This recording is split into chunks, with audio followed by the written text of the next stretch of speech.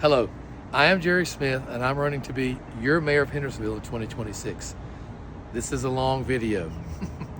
Tonight is a preview of the council meeting which will be held on April the 2nd at the City Operations Center at 5:45. As a reminder, they're doing work on William Street, so if you want to go, you need to go the back way by the courthouse to go to the Operations Center. Okay, lots on the agenda. Here we go. On the consent agenda, the city is going to approve a number of budget amendments. In addition, there's a report from the deputy tax collector that the city has collected 97.78% of outstanding taxes billed. The city is also going to apply for a grant with the North Carolina Parks and Recreation Trust Fund to further develop the green space at Rosa Edwards Park, and they're going to be taking public comment about that if they get the grant. The city will approve a change order for work to be done at the Operations Center.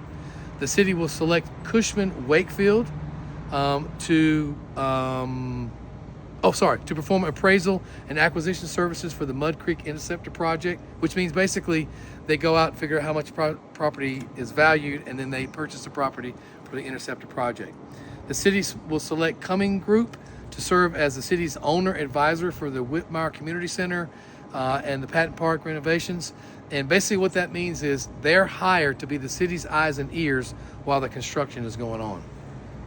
The city will adopt a resolution formally adding Mars Hill and Marshall to the Asheville Regional Housing Consortium. The city will declare April 12th through the 18th as National Public Safety Telecommunications Week. The city will declare May 2026 as Housing Month in the city of Hendersonville. The Environmental Sustainability Board will present its annual Sustainability Hero Award. Hands On will make a presentation for a 5-year funding request at $42,000 a year to support the People's Museum and the Walk of Fame, which, if you didn't know, are free to attend in Hands On. The city will have a number of public hearings. First, there'll be a conditional rezoning at Laurel Meadows, located at 238 Mitchell Drive. This is the development out there by Outback. They'll also have a conditional zoning request or district request for the Osceola Lake Inn. They're looking to do some renovations there. There's also going to be a conditional zoning district request at 109 Florence Street.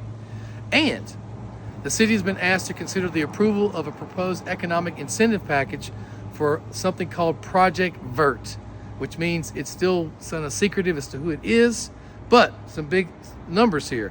They are proposing to build a 140,000 square foot manufacturing facility for the production of a clean energy project. The capital improvements for this will result in $95 million in the manufacturing facility. They're projected to have 378 new jobs over a 3-year period, paying an average annual salary of $67,000, which is higher than the median average wage in Henderson County. The cost of the incentives would not be greater than $2.7 million. They're still negotiating that. The Historic Preservation Commission will be putting a plaque up at Oakdale Cemetery to honor Walter Bryson, a black soldier from Henderson County who was a Buffalo soldier. The meeting will end with the city recommending a student to be on the Environmental Sustainability Board. I am Jerry Smith. I'm active in our community and in my campaign.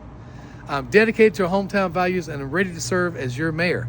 You can learn more about me at jerrysmithformayor.com. Thank you.